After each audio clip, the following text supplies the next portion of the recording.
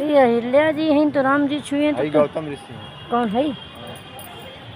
नहीं ये वो हम विश्वामित्र ऋषि हैं। बनन गरन अहिल्या जी कर छुए। ये विश्वामित्र और ये लक्ष्मण जी देखा वो है वो देखो ये है वो घोड़ा वही घोड़ा पकड़े रहे ना शंकर भगवान का। में घेर गया वाला हाँ पानी ये के हो ये के बैठे तो बाहर ही रहते हैं तो पानी में अथुआ हो जाती है बाबा। ऋषि लोग ले उठा उठा उठा रखते हैं। ये राम जी का घोड़ा है ना।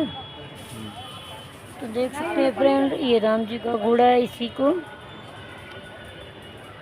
वो पकड़े थे लव कुश। देखिए यही राम जी का घोड़ा है। चुनौती दिए थे पकड़ने का।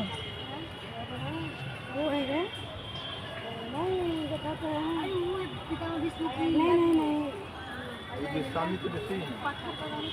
राम जी को वन में टहलाने लाए हैं। अहिल्या जी हैं।